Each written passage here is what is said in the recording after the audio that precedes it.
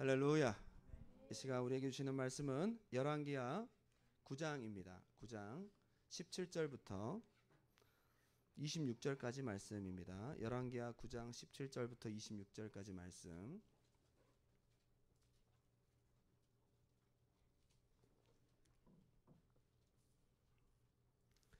열왕기하 9장 17절부터 26절까지 말씀. 자, 오늘 가급적이면 여러분들이 이 자리에 와이파이를 꺼주시기 바랍니다. 와이파이를 지난번에 보니까요, 지난주 제가 항상 이렇게 실시간 들어간 거를 이렇게 보면 지금 26명이 각 곳에서 예배를 드렸어요. 지난주 금요일 예배가 그랬어요. 근데 뭐 그것도 그렇지만 여기 지금 인터넷으로 이게 송출하는 속도가 이게 좀 생각보다 좀 빨리 나오질 않더라고요. 그래서 가급적 여러분들이 도와주시면 좋겠습니다. 우리 나야가라 식구들도 있고 한국에서도 함께 예배를 같이 드리고 있는데 현장에서 예배 드리는 여러분들이 와이파이를 조금 꺼주시면 우리 영상으로 어쩔 수 없이 이곳에 못 오시는 분들 위해서 함께 예배할 때에 많은 도움이 될 줄 믿습니다. 자, 열왕기하 9장 17절부터 읽겠습니다. 이스라엘 망대에 파수꾼 하나가 서 있더니 예후의 무리가 오는 것을 보고 이르되 내가 한 무리를 보나이다 하니 요람이 이르되 한 사람을 말에 태워 보내어 맞이하에 평안하냐 묻게 하라 하는지라. 한 사람이 말을 타고 가서 만나 이르되 왕의 말씀이 평안하냐 하시더이다 하매 예후가 이르되 평안이 네게 상관이 있느냐 내 뒤로 물러나라 하니라.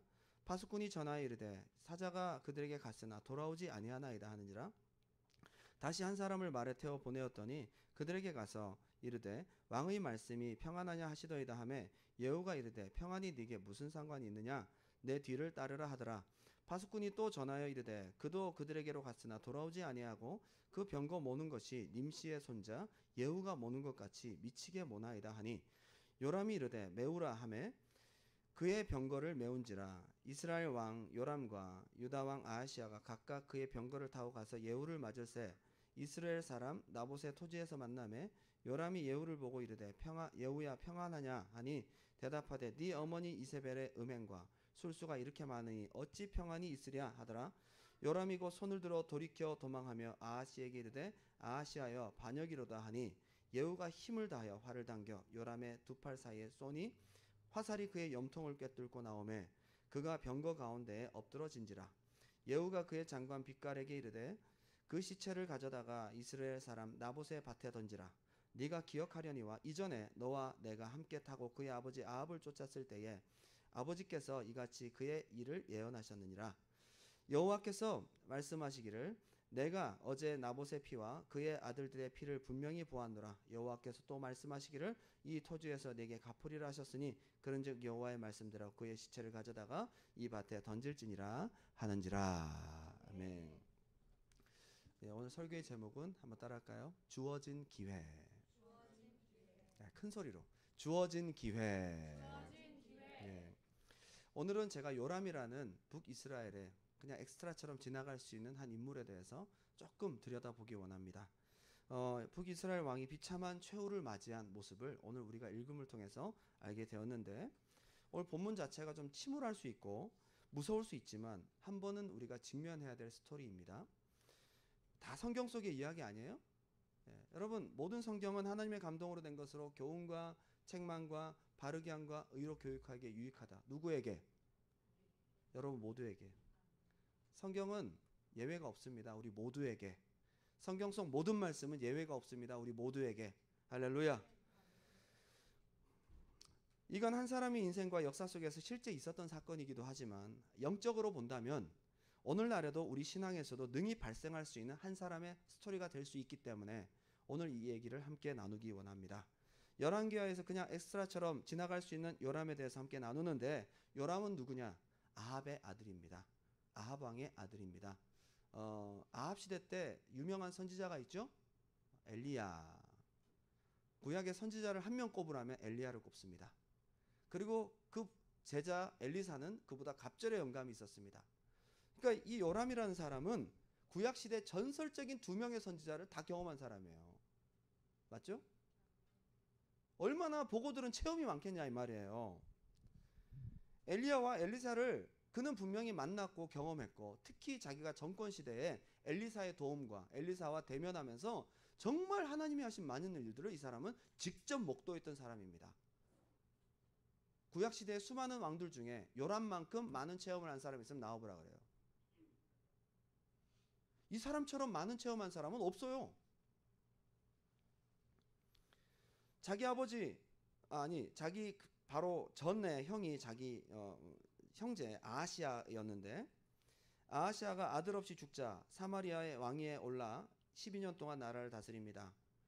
근데 이 요람이란 사람이 아버지 아합이나 아하시아처럼 그렇게 우상숭배를 또 많이 한 것도 아니에요. 그렇다고 우상숭배를 또 아예 버린 것도 아니에요.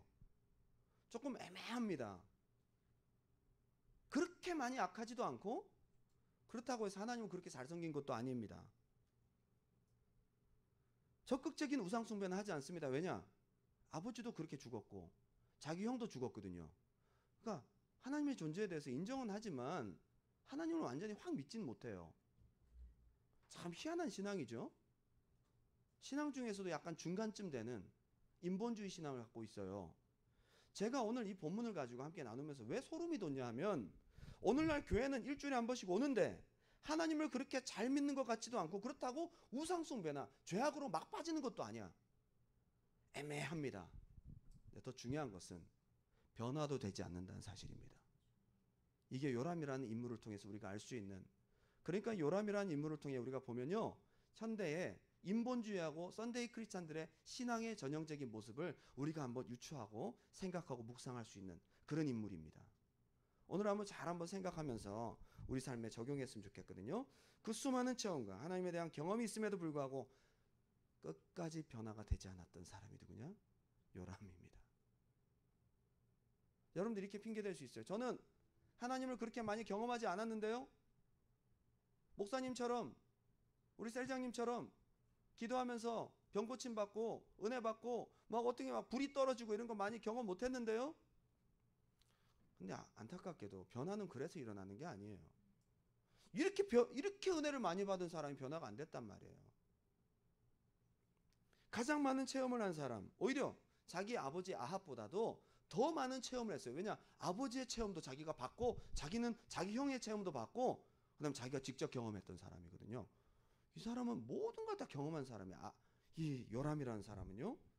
여러분, 저는 누가 제일 무서우냐면, 옛날에는 악한 사람, 주먹 쓰는 사람, 힘쓰는 사람이 제일 무서웠는데, 제가 목회를 하면서 제일 무서운 사람이 있어요. 제일 무서운 사람이 있어요. 신앙 안에 들어오니까. 죽어도 변화가 안 되는 사람. 제일 무섭습니다. 체험을 해도 변화가 안 되는 사람. 스스로가 제일 무서워해야 합니다. 제가 이런 사람이 될까봐 두렵습니다. 변화되는 여러분 되시기 바랍니다. 요람이 그런 사람이었어요. 저는 이 열왕기하를 보면서 이번 새로운 관점으로 엘리야 이야기는 워낙 유명하니까 저는 너무나 잘 알고 있는데, 이번에는 제가 그 메인 인물들 말고 주변에 격가지들 중에 요람이라는 사람을 하나님 묵상하게 하시는데 너무 무서운 거예요. 교회 안에 이런 사람이 있거든요. 교회 안에 이런 사람 많습니다. 대한민국에. 우리 교회도 혹 이런 사람이 있을까 두렵습니다. 내가 그런 사람 될까 두렵습니다. 오늘 그게 예외가 없다는 사실을 알면서 나도 요람이 될 수 있겠구나. 은혜 안에 있으면서도 그토록 변화되지 못했던 한 사람의 슬픈 아이러니에 대해서 한번 우리가 묵상하고자 원합니다. 요람이 어떤 체험을 했는지 조금 정리를 하자면, 아버지 아합이 왕을 지내고 있을 때에 아들이었거든요. 아버지가 경험한 거 아들인데 모를까요? 국정의 중요한 부분들을 다 알고 있어요. 요람은 간접적으로 본 거예요. 어쩌면 갈멜산 전투에서 불이 떨어지는 것도 직접 봤을 수 있어요. 요람이라는 사람은. 그 중요한 국가적인 행사에 왕자가 안 갔겠습니까? 바알 선지자들은 아무리 기도해도 되지 않는데 엘리야가 딱 나타나서 여호와여 응답하소서 그랬더니 하늘에서 불이 떨어져서 막 이걸 보면서 얼마나 두려웠을까. 하나님의 존재를 인정하긴 인정했을 거예요. 그리고 얼마 후에 3년 반 동안 내리지 않던 비가 막 내리기 시작합니다. 소름 끼치는 일이죠. 하나님 살아계시는구나. 요람은 분명히 하나님을 경험했습니다. 그리고 아합이 선지자의 예언대로, 그가 미가의 예언대로 전쟁에 나가서 죽습니다. 400명의 선지자들은 죽지 않는다 그랬는데 하나님의 선지자 미가의 예언대로 아버지가 우상 숭배하다가 죽습니다. 아버지의 죽음이 어떻게 죽어졌는지 아들은 다 알고 있어요. 요람은 이 모든 현장을 분명히 들었고 보았을 테니까 어쩌면 아합보다 더 많은 체험을 했습니다. 형 아하시야, 그리고 아버지를 다음 이어받은 형이 아하시야 왕이었는데요. 그가 다락에서 떨어져서 몸이 다칩니다. 그래서 에그론의 신 바알세불에게 시내를 보냅니다. 그때 엘리야가 그걸 딱 보고는 그들에게 전합니다. 이스라엘에 하나님이 없냐? 어찌하여 우상에게 물으러 가느냐? 아하시야, 너희 왕은 침상에서 내려오지 못하고 그대로 죽을 거다. 그러고 난 다음에 엘리야를 잡아오라고 50명을 보냅니다. 근데 50명 보낸 군사들이요, 엘리야 잡으러 갔다가 하늘에서 불을 맞고 50명이 직사합니다. 50명을 또 보냅니다. 또 그런 일이 생깁니다. 세 번째 갔을 때 엘리야가 따라가서 아하시야에게 직접 대놓고 예언합니다. 그 현장에 있었을 수도 있고 이 50명이 두 번 불에 탄 사건들을 요람은 분명히 알고 있었을 거라고요. 얼마나 무서웠을까, 그죠? 그리고 엘리야가 승천한 이야기도 그 유명한 사건을 알고 있었습니다. 이 모든 상황을 다 알고 요람은 왕이 됩니다. 그러면 이 요람이 하나님 찾아야 될 거 아니에요. 아, 하나님을 잘못 섬기고 우상을 숭배하니까 나라가 망하고 3년 반 동안 비가 오지 않고 하나님께서 정말 살아계시고 이 나라에 대해서 운명을 좌지우지하시는 참신이구나라는 것에 대해서 알았으면 무서워서라도 하나님을 찾고 믿어야 할 터인데, 근데 요람은 정신을 차리지 못합니다. 하나님을 찾지 않습니다. 여러분, 하나님을 간접적으로도 경험했다면 하나님을 찾는 여러분 되십시오. 요람은 그게 안 되는 거예요. 남의 이야기일 뿐이야. 아무리 살아계신 하나님을 만났어도 경험했어도 자기가 적용하지 않습니다. 하나님 찾지 않습니다. 요람이 직접 그 다음부터 경험을 하기 시작합니다. 열왕기하 3장에는 그가 모압 나라를 치러 갑니다. 모압이 엄청나게 많은 양털들을 이스라엘에 갖다 바쳤는데 모압 왕 메사가 배신을 합니다. 이것도 생각했었어야죠. 그런데 그 메사를 치러 가기 위해서 사람들을 동원해서 갑니다. 근데 엘리사에게 예언을 듣고 그 바닥을 파라 그랬더니 그 팠더니 거기에 물이 고이고 다음날 그 물이 핀 줄 알고 모압이 쳐들어왔다가 모압을 이기고, 직접 경험한 이야기야. 아, 하나님의 예언대로 하니까 되는구나. 요람이 경험을 했었을 거 아니에요, 그죠? 열왕기하 4장을 가면요, 엘리사의 기적 소문들을 엄청나게 듣습니다. 5가지의 엘리사의 기적들을 이스라엘에 행하게 되는데 요람이 그걸 분명히 알고 들었을 것입니다. 뿐만 아니라 열왕기하 5장이 됩니다. 나아만 장군의 사건이 딱 있잖아요. 나아만 장군, 그 사람이 나병 환자였습니다. 그런데 왕이 직접 편지를 보내서 요람 왕에게 편지를 보내서 나병 환자 내 밑에 있는 부하를 보낼 테니 그 사람을 좀 고쳐주라. 그랬더니 옷을 찢으면서 뭐라고 하죠? 야, 내가 어떻게 이 병자를 고치냐? 큰일 났다. 그랬더니 엘리사가 얘기를 하죠. 왕이시여, 어찌 옷을 찢습니까? 이스라엘에 하나님의 선지자가 있음을, 하나님이 계심을 그들로 알게 할 것입니다. 보내십시오. 나아만을 딱 보냈더니 그냥 나아버린 거예요. 그거 지금 요람 왕이 경험한 거 아닙니까? 요람이 경험한 거예요. 열왕기하 6장으로 갑니다. 아람 나라가 자꾸 쳐들어오는데 그때마다 엘리사 선지자가 요람 왕에게 서신을 보내고 찾아가서 얘기를 해줍니다. 왕이시여, 이번에 아람 나라가 어느 지역으로 쳐들어옵니다. 거기 막았더니 그 사람들이 못 쳐들어오고 또 도망가고, 이번에는 어디로 작전을 펼칠 겁니다. 딱 했더니 준비를 하고. 그래서 아람 나라에서 아람이 오늘날 시리아입니다. 시리아 왕이 고민을 하는 겁니다. 아니, 도대체가 작전을 펼치면 항상 이게 알고 이렇게 작전 계획들을 미리 알고 있는데 이거 스파이가 있는 거 아니냐? 그래서 물어봤더니 부하들 중에 한 사람이 얘기를 하는 겁니다. 엘리사라는 사람이 있는데요, 왕이 침상에서 속닥속닥 하는 얘기도 다 듣습니다. 그 엘리사를 먼저 잡으셔야 돼요. 그래서 거기서 군대를 보냅니다. 사마리아 성을 에워쌉니다. 요람 왕이 얼마나 벌벌 떨었을까? 그러고 난 다음에 엘리사가 기도해가지고 그들이 쳐들어오다가 전부 소경이 돼버려요. 그래서 엉뚱한 곳으로 가서 사마리아 어느 시골 지방으로 그를 보내버립니다. 그때 왕이 엘리사에게 물어보죠. 어떻게 할까요? 이들을 칠까요? 했더니 아니요, 먹을 거 잘 먹여서 돌려보내십시오. 그러면 안 들어올 겁니다. 그래서 요람 왕이 그렇게 해서 보냈어요. 체험한 거 아니에요? 여러분, 왕이 직접 경험한 겁니다, 이거는. 그런 정도 되면 하나님이 살아계신 거 믿어야 될 거 아니에요. 변화가 안 돼. 그 이후에 아람 나라가 한번 다시 쳐들어옵니다. 그때는 전체가 다 군인들이 엄청나게 방비를 해서 쳐들어와서 사마리아 성 전체를 다 에워쌉니다. 진입로를 다 차단하고 들어오는 모든 물건들을 못 들어오게 만들고 그 안을 쫄쫄 굶게 만듭니다. 그래서 사마리아 성에 큰 기근이 임하게 되죠. 그런데 또 엘리사의 도움으로 4명의 문둥병자가 걸어가서 그의 병거 소리처럼 들리게 해서 그들이 다 도망가고 이 과정들을 하나님의 사람의 도움으로 넘어가게 되었어요. 체험 아닙니까? 아니 이렇게 많은 체험, 아버지 때부터 수많은 하나님의 기적, 자기 시대 자기가 왕으로 있을 때 하나님이 이토록 기적적이고 주권적으로 자기 국정에 개입하셨음에도 불구하고 변화가 되지 않는 이 사람은 뭐냐 이 말이에요. 이 사람 요람은 온갖 신비한 하나님의 역사의 한가운데 있었던 사람이지만 희한하게도 태풍의 눈 가운데 있었던 것처럼 거기는 아무런 변화가 없잖아요. 부서져야 되는데 태풍의 눈만 따라다닌 사람처럼 어쩜 이렇게 변화가 없을까요? 여러분 이게 요람이 괴물이라서 그럴까요? 아닙니다. 오늘날에도 수많은 간증과 체험과 기도의 응답의 이야기를 들어도 나와는 상관없이 그냥 인본주의적인 신앙을 유지하고 고수하는 사람들이 많아요. 요람입니다. 하나님을 더 찾고 알려고 하는 마음, 사모함이 없어요. 희한한 일입니다. 그럼 그가 이렇게 많은 체험을 했는데 하나님은 이런저런 체험과 역사들을 그 요람에게 경험시키시면서 무엇이 그토록 변화되기를 원하셨을까? 오늘 그 얘기를 한번 나누고 싶은 거예요. 여러분 요람은 특별히 하나님 사랑받은 사람이에요. 특별한 하나님의 은혜를 받은 사람 아닙니까? 체험을 많이 한 사람이에요. 근데 하나님께서 이렇게 요람을 챙겨가면서 체험을 줘가면서 이 사람에게서 무엇을 기대했을까? 어떤 변화를 기대했을까? 그에게 주어진 기간 동안 무엇을 바랬을까? 오늘 이것을 잘 들으면 오늘 하나님의 말씀을 통해 나에게서 하나님이 그토록 원하시는 변화의 모습이 무엇인지를 발견할 수 있을 줄 믿습니다.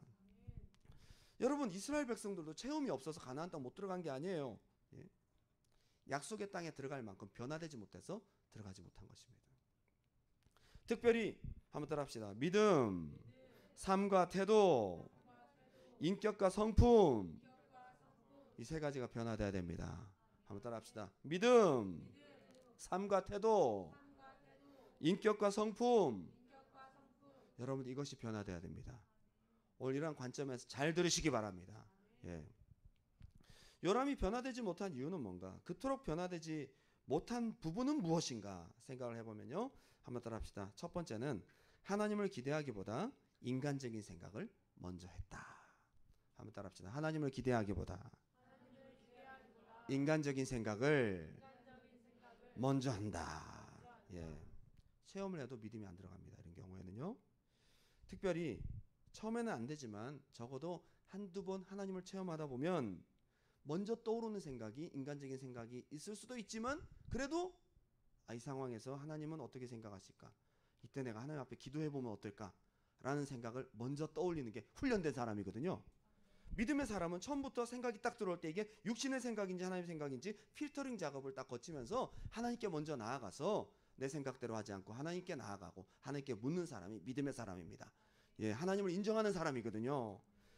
검증되지 않은 나의 생각과 1차적으로 들어오는 내 육신적인 생각, 그것으로부터 발전해서 오해와 나의 각본과 앞으로의 예측까지 이게 습관이 되는 사람들은 믿음이 자라질 않더라는 거예요. 이 요람이 그래요. 요람을 이따가 보시면 알겠지만요. 요람은 딱 무슨 일이 있으면 바로 자기 생각으로 해서 그 생각이 맞다고 생각하고 밀어붙이는 사람이에요. 요람에게는 믿음이 자랄 수가 없는 거예요. 5장의 나아만 사건이 그랬습니다. 나아만을 딱 보냈을 때에 편지를 보냈을 때에 요람이 제일 먼저 했던 생각이 그 전에 하나님을 많이 경험했잖아요. 그러면 나아만 장군에 대한 그 나병 환자를 고치라고 딱 메일이 왔을 때에 그가 먼저 찾았어야 될 사람은 누구였습니까? 엘리사를 찾든지 하나님을 찾든지 했었어야 되잖아요. 그 전에 엘리사 예언을 통해서 모압 나라를 한번 제패했잖아요. 그리고 엘리사의 수많은 기적들을 경험했잖아요. 그러면 이제 5장에 나아만 사건이 왔으면 그가 이런 생각을 합니다. 신하들과 나눈 이야기가요. 메일을 딱 받아보면서 옷을 찢으면서 아무래도 아람 왕이 시리아 왕이 우리나라에 쳐들어오는 구실을 만들기 위해서 병든 사람을 나한테 보내서 못 고치면 왜 못 고쳤냐? 쳐들어오려고 시비 걸려고 나만을 보내는 거다. 이렇게 결론을 딱 내리고 옷을 찢어버렸어요. 그동안에 이 사람에게 준 모든 체험들은 뭡니까? 그동안에 하나님의 역사는 뭐냐 이 말이에요. 요람에게 있어서. 혹시 여러분들에게 어떤 일이 딱 발생할 때요, 여러분들이 먼저 기도해야지, 내가 하나님을 찾아야지, 이때는 하나님 어떻게 역사하실까 라는 생각보다도 큰일 났구나, 잘못됐구나, 내가 어떻게 해야 될까, 옷을 찢으며 결론부터 내리고 여러분 하나님 찾지 않거든. 이게 요람의 생각과 같다는 거예요. 이게 습관으로 굳어진 사람은 교회는 다니지만 믿음은 없는 사람이 됩니다. 참 안타까운 일이거든요. 오히려 나아만 장군 그리고 그 아람 왕은요, 이스라엘 계집아의 이야기를 듣고 선지자가 엘리사가 있다고 하니까 한 번도 얼굴도 보지 못한 선지자 엘리사를 만나러 가거든요. 이 사람들은 그냥 검증되지 않은 정보를 듣고도 하나님을 막연히 기대하고 뭔가 선지자를 막연히 기대함으로 그들이 옵니다. 그런데 중요한 것은 정작 능력 있는 엘리사 선지자를 가진 왕이, 엘리사를 경험한 왕이, 하나님을 경험한 왕이 옷을 찢으면서 전혀 기대를 하지 않아요. 그게 나아만보다도 못한 거예요.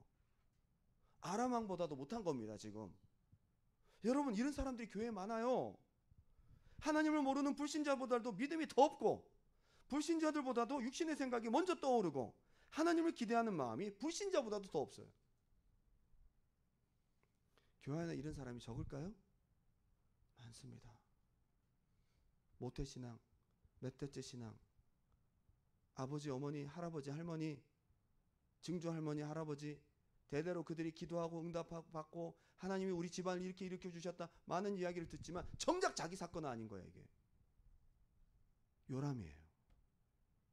신앙의 전통과 경험이 중요한 게 아니고요, 여러분의 태도가 중요합니다.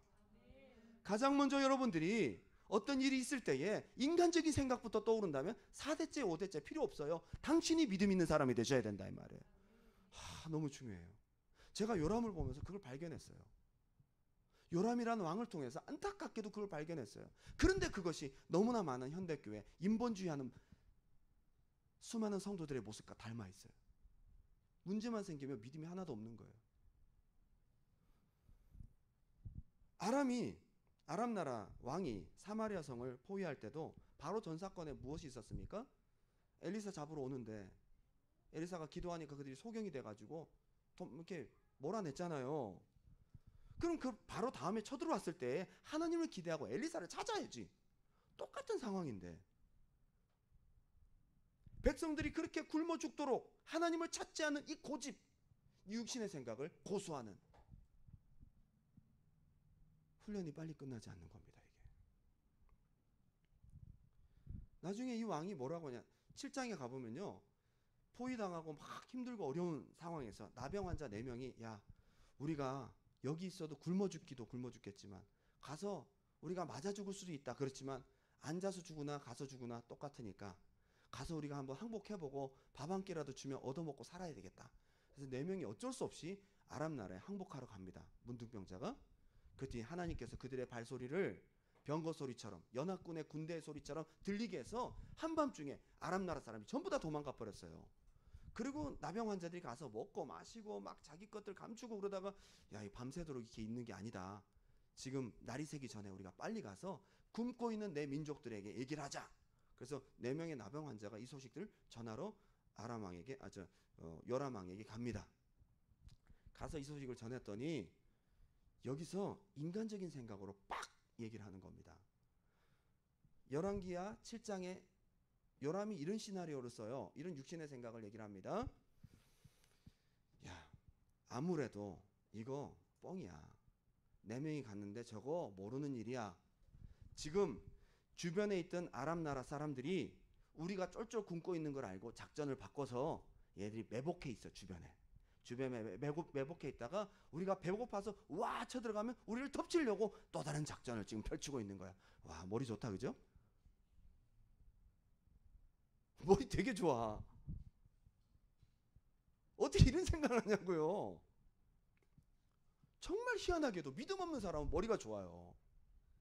단순하게 안 믿고 육신적인 생각, 무슨 문제가 생기면 단순하게 하나님 찾지 않고 육신적인 생각으로 자기 머리를 굴리는, 이게 바로 요람이에요.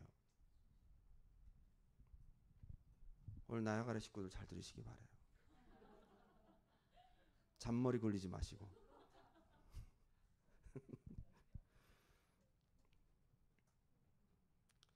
게다가 이 사람이 그렇게 얘기를 하면서 자기 생각이 맞다라고 고집을 딱 부립니다.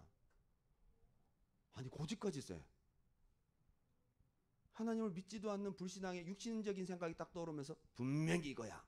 여러분, 믿음 없는 사람 특징은요, 보지도 않고 경험하지도 않고 믿음도 되게 없는 주제에 자기 생각은 믿습니다. 분명히 자기 생각, 봐봐, 응? 이게 앞으로 요렇게 돼서 이렇게 될 거야. 믿음도 없는 주제에 예언을 합니다. 예언은 믿음의 은사입니다. 믿음도 없으면서 예언을 합니다. 육신적인 생각이거든요. 하나님을 찾지도 기도하지도 않고는 자기 떠오르는 일차적인 육신적인 생각을 확고하게 붙들고, 그러니까 나병 환자가 답답해 터지는 거예요. 우리 지금까지 먹고 아니 왕이시여 가보세요 좀 한번. 그랬더니 아니야. 그 사람의 고집 때문에 다 굶어 죽게 생겼단 말이에요. 오히려 요람왕보다 체험이 더 없는 밑에 있는 신하들이 얘기를 합니다. 요람왕에게, 왕이시여 지금 우리 말 5마리가 있거든요. 한번 가보기라도 하십시다. 가보기라도. 예? 말 5마리도 지금 못 먹어서 비실비실하고 있어요. 얘들 좀 있으면 못합니다. 지금 빨리 대령시켜가지고 한번 다녀오겠습니다. 해서 딱 갔다 오더니 왕이시여 진짜입니다. 그래가지고 우르르 가서 다시 회복하는 역사가 있었습니다. 요람이 왜 믿음이 성장하지 못했는가? 여러분 잘 분석해 보시기 바라요. 어떤 일이 딱 발생했을 때 먼저 하나님을 찾느냐 아니면 육신적인 생각이 떠오르느냐, 이 두 갈림길에서 훈련된 믿음의 사람 되시기 바랍니다. 네, 영적인 사람 되셔야 돼요. 어떤 상황이 딱 벌어졌을 때에 내 생각, 내 사고가 먼저 딱 떠올라서 그게 맞다라고 자꾸 그 버릇을 없애야 믿음이 성장합니다. 죄송합니다. 저도 그런 시나리오를 많이 썼거든요. 저도 이렇게 머리가 좋지 않은 사람이지만 어떤 일이 생기면 신기하게 그럴 때는 머리가 돌아가. 팍팍팍팍팍. 아, 이럴 수 있겠구나. 나중에 알고 보면 틀렸어. 육신적인 생각인 거예요. 여러분 생각 믿지 마세요. 여러분 어떤 생각이 딱 떠올랐을 때, 어떤 상황이 딱 왔을 때 이것이 육신의 생각인지 하나님 주신 생각인지, 내가 기도하고 한 결정인지 아니면 하나님 주신 감동인지, 말씀을 통해 내게 주신 하나님의 영감인지 아니면 내 육신적인 생각인지 빨리 분별하시고 그 필터링 작업을 통과하셔서 육신적인 생각을 버리시기 바랍니다. 요람은 이걸 못 버려서 망한 거예요. 두 번째는요, 하나님의 도움보다 사람과 환경을 의지하는 그 버릇.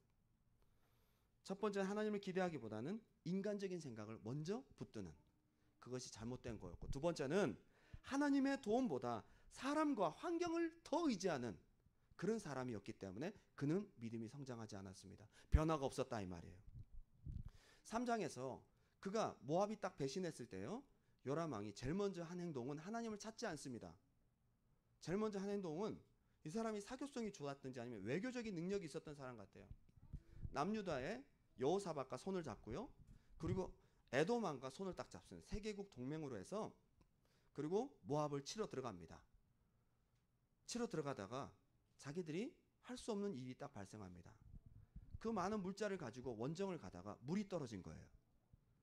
이건 전쟁하러 가다가 다 그냥 목말라 죽게 생긴 거예요. 그런데 안타깝게도 이 요람 왕은요, 그때도 하나님을 찾지 않습니다. 오히려 같이 갔던 여호사밧이 얘기를 합니다. 여기 혹시 선지자가 없습니까? 지금 물이 떨어졌고 우리가 할 수 없는 상황인데 하나님께 물어봅시다. 그제서야 저기 엘리사라는 사람이 저기 있습니다. 자기가 먼저 떠올렸어야죠. 여러분 체험 있는 사람은 먼저 그것이 떠올라야죠. 여러분 사람부터 환경부터 의지할 것이 아니라 하나님부터 찾는 여러분 되셔야 돼요. 그래야 믿음이 생기는 거예요. 갔더니 엘리사가 빤히 보더니, 내가 당신 얼굴 봐서는 내가 예언 안 하겠는데 여호사밧을 봐서 내가 예언해 주겠습니다. 책망받습니다. 믿음도 없는 요람을 책망합니다. 그래서 하나님의 은혜로 그 모든 과정들을 극복하게 됩니다. 여러분 갑자기 어려움이 생겨서 빚을 지면 여러분 제일 먼저 무슨 생각이 떠오르십니까? 돈을 빌려줄 사람 리스트가 떠오른다면 여러분 요람에 가까운 사람입니다. 믿는 사람은 그러면 안 되죠. 여러분 하나님 믿는다면서요. 믿음의 사람은요, 먼저 무엇을 선택하느냐가 굉장히 중요한 거예요. 언제까지 우리가 이거냐 저거냐가 아니라 분명히 하나님 살아계신 걸 믿으면 가장 먼저 어떤 일이 생겼을 때 사람과 환경을 찾을 것이 아니라 하나님을 먼저 찾는 여러분 되셔야 됩니다. 이게 믿음의 사람 아닙니까? 돈 쉽게 벌 사업만 생각하지 하나님 찾을 생각을 왜 안 하는지 모르겠어요. 옛날 오래 믿었다는 집사님 권사님들이 조금 어려운 일이 생기면 교회 와서 작정기도 금식기도 하면서 하나님 주여 하면서 찾고 입 다물고 기도를 하셔야 되는데 동네방네 자기 하소연해 줄 사람 찾으러 다니고 복음을 전하듯 전 세계 열방으로 열심을 다해 자기 섭섭한 마음 자기 힘든 거 넋두리 하러 돌아다니고 잘못된 거잖아요. 그죠? 6장에 아람 나라가 쳐들어오기 전 정보들을 많이 얻게 됩니다. 그리고 그들이 소경이 되어 돌아간 일을 경험하게 됩니다. 순전히 누굴 깨우치고 누구에게 이런 것들을 알려주시기 위함이 아니라 요람왕을 깨우치기 위한 하나님의 사건이었어요. 여러분 엘리사를 변화시키려고 그런 일이 자꾸 생깁니까? 아닙니다. 요람왕을 깨트리시고 변화시키려고 자꾸 그런 일이 생기는 거거든요. 여러분들에게 자꾸 일이 생기거든 여러분들이 변화되시고 깨트려져야 될 줄 믿습니다. 엘리사는 믿음이 좋아요. 원하건대 사원의 눈을 열어주셔서. 그런데 사실은 그때에 눈이 열렸어야 될 사람은 요람왕이었어요. 엘리사 바로 옆에 있었던 게하시는 눈이 열려서 하나님의 하심을 경험했지만은 요람왕은 이것을 뻔히 보고도 하나님의 역사를 잊어버립니다. 안타깝게도 그 뒤에도 정신을 못 차리니까 사마리아 성이 포위되고 오랜 시간 차단이 되고 어려움과 고통을 당하게 됩니다. 그런데 이 모든 과정을 다 겪고 난 다음에 열왕기하 8장을 딱 보면요 소름 끼친 일이 발생해요. 에돔왕을 쳐들어가는데요 또 자기 남쪽의 아하시아 왕과 동맹을 해서 하나님께 묻지도 않고 또 쳐들어갑니다. 자 지금 3장부터 지금 엄청나게 많이 경험을 했는데 8장 가서까지 변화가 있어요 없어요? 없어요. 제가 성경을 요람의 관점에서 쭉 다 봤어요. 이 정도면 변화될 만한데 이만큼 체험했으면 하나님께 물을 만한데 여전히 8장에서도 남쪽 왕 아하시아와 동맹을 얻어서 에돔 왕을 치러 들어갑니다. 하나님께 묻지 않고. 그래서 거기서 요람이 부상을 입어요. 전쟁에 이기지도 못하고 부상만 입고 돌아옵니다. 여러분 가만히 생각하시기 바랍니다. 하나님 안에 승리하는 여러분 되십시오. 세 번째는 한번 따라합시다. 문제의 원인을 나에게서 하나님의 눈으로 발견하자. 여기 가만히 보면 요람이요. 보면 이 모든 문제들이 사실 요람 때문에 발생한 일이거든요. 아닙니까? 사마리아에 기근 생기고 나라들이 배신하고 요람이 똑바로 다윗처럼 잘 하나님 섬겼으면 하나님이 그 나라를 강성하게 만들어 주셨을 거 아니에요. 열왕기하의 주제를 보면요 왕의 믿음에 따라서 나라의 운명이 왔다 갔다 하는 거예요. 요람 왕이 문제인 거예요. 아합 왕이 문제인 거예요. 그런데 요람도 아합도 공통적인 특징이 있어요. 열왕기상 18장을 보게 되면 3년 반 동안 엄청나게 기근이 있습니다. 막 그전에도 없었던 팔레스타인 지방의 가뭄은요 1년 이상만 가면 사람들이 막 목말라 죽고 막 힘든 거예요. 3년 반이 있었다는 것은 나라가 모든 경제 상황이 다 마비된 상황이에요. 왕이 너무 답답하니까 직접 신하들을 데리고 물줄기를 찾으러 갑니다. 야, 이 상황에서도 우리가 물을 좀 한번 구해보자 해서 갑니다. 하나님께 찾았어야지. 왜 그렇게 자꾸 인간적인 생각으로 움직입니까? 자기가 변화되면 비가 오는데 찾으러 갑니다. 가다가 엘리야를 딱 만나요. 엘리야를 먼 데서 만나는데 아합 왕이 이런 얘기를 합니다. 이스라엘을 괴롭게 하는 이여 너냐? 물어봅니다. 엘리야가 바른 말을 합니다. 이스라엘을 괴롭게 하는 자는 내가 아니라 너다. 이게 열왕기상 18장에 있어요. 그렇게 직접 대놓고 바른 말 하는데도 알아들어요? 못 알아들어요? 절대 못 알아듣습니다. 와, 희한한 일이에요. 왜 모든 걸 생각할 때 자기만 빼고 생각하냔 말이에요. 자기가 변화되면 비가 올 텐데. 그런데 열왕기하 6장을 보게 되면 사마리아 성에 기근이 생겨가지고 막 여자들이 막 서로 막 호소하는 거예요. 어제는 내 자식 잡아먹고 오늘은 네 자식 잡아먹자고 하는데 네 자식 어디다 숨겼냐고 막 싸우고 있는데 요람왕이 지나가다가 여자들이 싸우는 소리를 듣다가 그 중에 한 여자가 요람왕에게 막 얘기를 합니다. 거기에 왕의 이름은 나오지 않지만 요람입니다. 요람. 이스라엘 왕이 다 요람이란 말이에요. 다 한 사람이란 말이에요. 요람한테 물으러 막 얘기를 하는 거예요. 이런저런 하소연을 하니까 옷을 찢으면서 얘기를 합니다. 내가 너한테 뭘 도와주리? 하나님이 이렇게 하시는데. 이 원망하고 앉았네. 하나님이 하신 거예요? 아니면 자기 때문에 발생한 일이에요? 여러분, 변화되지 않는 사람 특징은 원망을 합니다. 그러면서 뭐라고 얘기하냐면요. 여러분 열왕기하 6장을 한번 읽어보세요. 6장 뒷부분을 읽어보면요. 내가 엘리사의 머리를 치지 않으면, 그 목을 베지 않으면 여호와께서 내게 벌을 내리실 거다. 당장 엘리사 잡아와라. 엘리사 죽여버린다고 얘기를 하는 겁니다. 지금 요람왕은 누구 때문에 이 일이 발생했다고 생각합니까? 엘리사가 얼마나 잘하는데 지금 엘리사는 지금. 그래서 자기 밑에 부하들을 보내니까 엘리사가 그 나라의 장로들과 함께 리더들과 함께 있다가 살인자의 아들이 내 머리를 베려고 오는구나. 문 열어주지 말아라. 딱 그런 얘기를 하죠. 하나님 입장에서 가만히 보세요.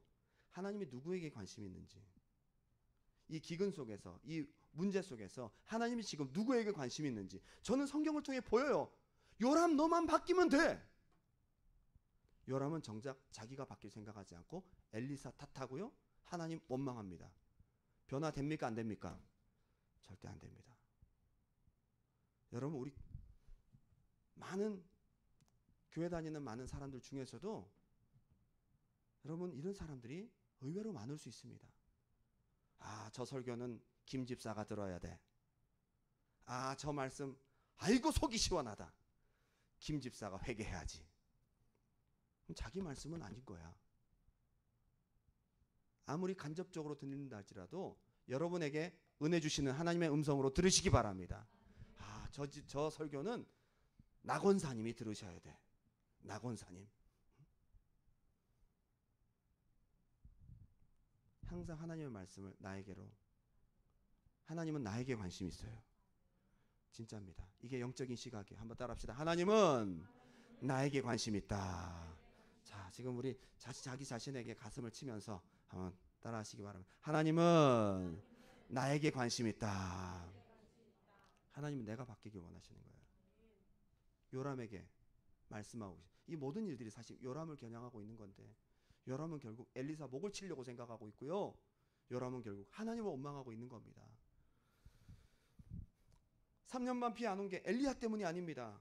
아합이 우상 숭배 때문에 이스라엘 전체가 다 고생하는 겁니다. 사마리아 포위되고 굶주림이 시작된 게 다 누구 때문입니까? 요람왕 때문입니다. 그런데 힌트가 딱 있어요. 제가 이것도 열왕기하 6장을 보게 되면 여인들과 막 말다툼하면서 요람이 막 그렇게 원망하는 중에 뭐가 있었냐면 요람의 옷을 보니까 그 속에 굵은 베옷을 입었더라. 요거 한 문장하고 딱 지나가거든요. 거기서 뭘 얘기하고 있냐면 그나마 요람이 자기가 마음을 경성하면서 뭔가 자기를 돌아보고 굵은 베옷을 입으며 나라적인 지금 굉장히 슬픈 사건에 들어가 있음을 마음을 조금 겸비한 그것을 하나님 보시고 하나님께서 엘리야를 시켜서 바로 다음 날 사마리아 성을 회복시켜 주십니다. 나 이거 보면 너무 감동인 게요. 내가 조금만 바꾸면 하나님 역사하시는 거야. 여러분, 내가 조금만 바꾸려고 마음만 바꿔도 하나님 역사하십니다. 뭐가 제일 빠른지 아세요? 내가 바뀌는 게 중요한 거예요. 당신에게 어려움과 굶주림과 실패가 찾아왔을 때 이걸 나에게 허락하실 수밖에 없는 하나님을 한번 생각해보고 내가 무엇을 바꿔야 하는지 발견하고 마음을 조금 돌이키면 하나님 기다렸다는 듯이 역사하실 것입니다. 이게 안 되니까 오래갑니다. 사마리아 성의 기근이 오래가는 겁니다. 빨리 좀 깨닫지. 사람 탓, 하나님 탓. 여러분, 자기가 제일 중요합니다. 여러분, 제가 이런 얘기를 나누면서 저는 뭐 이렇게 거룩해서 여러분들에게 여러분 자신을 보십시오 하는 줄 아세요? 저도 그런 게 있습니다. 뭐 솔직히 얘기하는 거 우리 다 있잖아요. 문제 생기면 이상하게 나는 보호하고 싶어. 사람의 이 육신적인 생각 본능이거든요. 희한해요. 저도 이게 되게 많아요. 저도 이런 부분이 있어요. 여러분은요?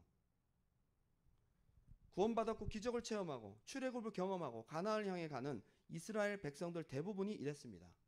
그래서 가나안 땅 못 들어가거든요. 여호수아 갈렙만 들어가고 나머지는 다 똑같은 거예요. 이게 우리 죄성인 거예요. 오늘날 인본적으로 신앙생활하는 성도들 대부분이 그렇다고 볼 수 있습니다. 오늘 이걸 깨닫고 우리 마음이 변화되기 시작하고 결단하기 시작할 때부터 하나님이 기뻐하실 줄 믿습니다. 예. 하나님이 요람에게 수많은 체험을 주셨습니다. 특별히 그를 깨우치기 위한 하나님의 노력이 엿보이는 장면이 열왕기하 8장에 있습니다. 제가 특별히 이 부분을 좀 함께 나누고 오늘 기도했으면 좋겠는데요. 열왕기하 8장에 무슨 내용이 나오냐면 열왕기하 9장 오늘 우리 읽었던 부분이 드디어 변화되지 않던 고집스러운 요람이 예후의 그 화살에 맞아 죽는 비극이 벌어지는데 그 바로 전 열왕기하 8장을 보니까 그에게 마지막 기회가 주어진 마지막. 그게 뭔지 아세요? 저는 그전에는 8장만 따로 봤는데 9장에 하나님께서 그에게 수많은 체험과 기적과 은혜와 기다림을 주시고 변화를 요구하시고 그렇게 기다리셨는데 결국 9장에 하나님이 결단을 딱 내리시고 그를 죽입니다. 8장의 마지막 그를 향한 하나님의 마지막 노력이 보이는 게 뭐냐 하면 수넴 여인에게 엘리사가 찾아옵니다. 너는 지금 앞으로 이스라엘에 7년 기근이 올 텐데 다른 곳에 갔다가 7년 만에 다시 돌아와라. 알려주니까 수넴 여인은 블레셋 땅으로 가서 7년 동안 살다가 7년이 끝나니까 다시 돌아와요. 근데 돌아와 보니까 무슨 일이 생겼냐 하면 자기가 살던 집, 자기가 있던 밭 다른 사람이 살고 다른 사람이 지금 다 가지고 있는 거예요. 그 당시 무슨 부동산 법이 있는 것도 아니고 뭐 문서가 제대로 됐겠어요? 사람이 없으니까 그냥 7년 동안 없으니까 거기 사는 거야 사람들이. 그 억울하잖아요 여자가. 그래서 왕한테 한번 찾아가야 되겠구나 해서 왕을 찾아갑니다. 그런데 그때 놀라운 일이 있는데 엘리사의 사환이 그때 왕과 대화를 하고 있는 겁니다. 대화를. 그 대화 내용이 뭐냐면요. 요람 왕에게 이런 얘기를 하고 있어요. 왕이시여, 얼마 전에 우리 선생님 엘리사가 수넴에 있는 한 여인에게 들어갔는데 그 여인이 아들이 없었거든요. 남편은 나이가 많고 아들을 낳을 수 있는 가능성이 전혀 없었답니다.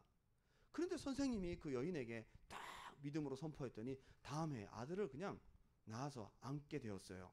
기적이고 신기한 일이죠. 게하시가 막 왕에게 지금 간증을 하고 있는 거예요. 하나님이 하신 일을 간증하고 있는 거예요. 그러니까 왕이 귀를 열고 듣고 있는단 말이에요. 그러고 난 다음에 근데 그 여인이 아이를 잘 키웠는데 아이가 좀 크다 보니까 이 아이가 갑자기 아이고 머리가 그러다가 애가 죽어버렸어요. 그래서 이 아이를 선생님의 방에 눕혀놨는데 선생님이 오셔가지고 아이를 위해서 기도하고 막 그랬더니 아이가 재채기를 7번 하더니 죽었던 아이가 살아났어요. 이런 기적이 있습니까? 그러면서 엘리사의 사환 게하시가 막 왕을 설득하기 시작하고 어떻게 보면 복음 전하는 거 아닙니까? 하나님이 이 요람 왕에게 체험을 경험시켜 주시는 것으로 모자라서 옆에서 가장 엘리사의 기적들을 많이 보았던 사환을 보내서 왕에게 하나님이 하신 일들을 간증하게 만들어요. 이런 왕이 어디 있어요? 그런데 이것이 마지막 기회였어요. 심지어 그렇게 얘기하고 있는 때에 문을 똑똑 두드리면서 왕이시여 어떤 여자가 찾아왔는데요. 문을 딱 열어줬더니 그 수넴 여인이 딱 들어온 거예요. 그것도 아이와 함께 왔어요. 그러니까 게하시가 왕에게 막 얘기를 하다가 이 여자가 바로 그 여자입니다. 이 아들이 바로 그 아들입니다. 간증뿐만 아니라 뭘 확인시킵니까? 물증까지 확인을 시킨다. 하나님께서 요람에게 체험과 믿음을 주시려고 어마어마하게 노력을 하시는 장면들이 보입니다. 저는 열왕기하 8장을 그냥 보지 않았어요. 그가 바로 죽기 직전에 열왕기하 9장에 예후라는 사람을 세워서 그 반역을 일으켜서 요람을 쳐서 죽이기 직전에 하나님께서 마지막으로 요람에게 하셨던 작업이 뭐냐면요, 그에게 하나님이 하신 일들을 간증하게 하고 물증을 확인시킵니다. 이런데도 요람은 변화되지 않습니다. 아마 요람은 그것이 자기에게 있었던 마지막 주어진 기회였음을 깨닫지 못했을 것입니다. 하나님이 요람을 심판하기 위해 준비를 하십니다. 이제 모든 기회는 끝났습니다. 열왕기하 9장이 딱 되면서 하나님께서 요람을 기다리시고 많은 체험들을 주시고 간증까지 하시고 그렇게 오랫동안 기다렸는데 되지 않는 요람에게 이제는 됐다. 예후를 세웁니다. 신기한 게 예후에게 기름을 부으라고 한 사람이 누구냐 하면요, 엘리야에게, 벌써 오래전에 엘리야에게 말씀하실 때에 너는 예후에게 기름을 부어 왕이 되게 하라. 벌써 엘리야가 붙도록 하나님 말씀하셨어요. 그럼 예후가 벌써 기름 부음을 빨리 받았어야 되잖아요. 근데 시간이 한참 지난 다음에 엘리사가 예후한테 기름을 부어요. 뭘 말하는 겁니까? 하나님이 요람을 위해서 기다린 겁니다. 예후가 기름 부음 받으면 다 죽어. 그 전에 하나님께서 요람을 향해서 기다리고 체험 주시고 기다리고 체험 주시고 변화되기를 기다리고 체험 주시고 해서 8장까지 해도 안 되니까 그에게 모든 주어진 기회가 끝이 나버리고요. 9장에 엘리사에게 하나님 말씀하십니다. 이제 됐다. 네 제자를 보내서 예후에게 기름을 부어라. 그리고 네 제자가 너 왕이라 얘기하고 뒷문으로 도망치게 만들어라. 예후가 이스라엘 전체 왕가를 다 소멸할 것이고 새로운 왕조를 일으킬 것이다. 벌써 옛날에 계획했던 것들을 이제 실행하십니다. 요람은 이제 끝났어요. 8장까지 그가 변화됐어야 될 주어진 시간은 이미 지나가 버렸습니다. 인생에서 그에게 주어진 은혜의 기회를 다 놓치고만 요람은 비극적인 결말을 맞습니다. 주어진 시간 동안 변화되지 못한 사람 불행합니다. 여러분, 우리 인생의 끝이 있습니까? 없습니까? 우리 인생의 끝이 있습니다. 분명히 알아야 될 것은 하나님 여러분 사랑하십니다. 하나님 여러분 변화되기 원하십니다. 그런데 더 중요한 것은 그 변화의 시기가 여러분에게 주어진 리밋이 있다는 거예요. 적어도 우리가 주님 앞에 선 날 그 전까지, 그 시간이 언제인지 우리는 아무도 알 수 없습니다. 하나님이 언제까지 참고 기다리실까요? 예, 여러분 무던히 참고 기다리십니다. 그러나 성경을 보니까 하나님의 때가 있습니다. 저는 너무 두려운 거예요. 안타깝게도 그의 날이 오고 말았습니다. 요람은 전혀 몰랐을 것입니다. 이제 결론을 맺을게요. 오늘 하나님이 당신에게 변화되라고 촉구하고 계십니다. 한번 따라합시다. 하나님이 촉구하신다. 무엇을? 변화를. 제가 처음 교회를 개척하면서 하나님 가장 먼저 주셨던 감동, 하나님 여기 토론토에만 300개, 400개 교회가 있습니다. 수많은 목사님들이 계십니다. 하나님, 제가 저까지 교회를 또 세워야 합니까? 했을 때에 하나님께서 기존에 인본주의하는 그런 교회, 그런 많은 교회들보다도 하나님 진짜 원하시는 교회의 모습이 있었어요. 속사람이 변화되는 교회를 원하십니다. 여러분, 속사람이 바뀌는 변화를 하나님 가장 기뻐하십니다. 교회가 바자회하고 큰일하고 교회 건물 크게 짓고 교회 외관 멋지게 하고 그거 원하시는 게 아니고요. 많은 일을 원하시는 게 아니고요. 큰 일을 원하시는 게 아니고요. 우리 속사람이 한 사람 한 사람이 내가 변화되는 거 원하신다 이 말이에요. 그게 하나님 원하시는 거예요. 우리 교회를 위해서. 이게 진짜 교회가 해야 될 일이고, 머리 대신 그리스도를 따라서 우리가 그리스도의 분량까지 우리 속사람이 변화되어 우리 믿음이 자라는 거거든요. 이런 변화를 보고 싶으신 거예요. 여러분, 많은 교회들이 물질적으로 타락하고 외관만 크게 짓고 많은 문매를 맞고 있습니다. 가슴 아프고 괴로운 일이죠. 근데 우리가 이때 정말 하나님이 기뻐하시는 가장 중요한 교회의 사명과 우리 믿음의 사명이 무엇인지를 분명히 직시해야 됩니다. 여러분, 많은 직분을 맡고 많은 일을 하고 여러분을 통해서 막 큰 선교를 하고 막 이런 걸 원하시는 게 아니고요. 가장 먼저 하나님이 기뻐하시는 것은 내 속사람이 바뀌는 것입니다. 한번 따라합시다. 믿음의 변화, 삶과 태도의 변화, 성품과 인격의 변화, 이것을 원하신다 이 말이에요. 하나님이 요람에게 원하셨던 게 그거였어요. 그가 하나님을 인정하는 왕이 되기를 그토록 기다렸건만 그는 끝까지 변화되지 않습니다. 그때는 오고 말았습니다. 오늘 저는 기도회를 하는데 오늘 기도에 대한 설교를 하려고 하다가 기도가 올라가야 되는데 하나님 앞에 전혀 변화되지 않는 사람의 기도가 가증하다는 감동을 주시는 거예요. 우리가 하나님 앞에 변화되지 않고 목을 그냥 소리 지르면서 우리 속사람은 변화되지 않고 열심히 기도하는 것이 하나님 기뻐하실까요? 많은 일 필요하지 않습니다. 큰 일 원하지 않습니다. 당신의 속사람 변화를 하나님은 가장 기뻐하십니다. 요즘 이 시대 선지자적 메시지를 상실하고 있습니다. 사람에게 맞춘 인본주의, 등 두드려주고 위로만 하고 축복만 하고 편안한 것만 또한 바라는 사람들의 입맛에 맞추면서 조금씩 복음이 변질되고 있는 것 같습니다. 목사님, 너무 율법적이고 너무 정제적이고 너무 복음적이지 않은 것 같습니다 라고 저에게 얘기할지라도 여러분, 진짜 복음이 뭔지 아십니까? 오늘날 진짜 복음을 오해하고 있어요. 진짜 복음은 뭐냐 하면 죽기까지 나를 사랑하시고 은혜 베푸신 하나님의 뜻대로 살고 우리가 변화되는 거예요. 그게 복음이에요.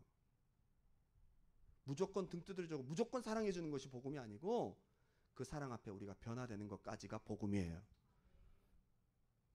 성경을 보니까 주어진 시간 동안 하나님이 요람의 변화를 요구하신 것은 정리합니다. 첫 번째, 육신적이고 인간적인 생각을 버리고 하나님의 뜻을 구하는 생각과 태도의 변화. 두 번째, 사람과 너 자신을 의지하지 말고 환경을 의지하지 말고 하나님만 의지하라. 믿음의 변화.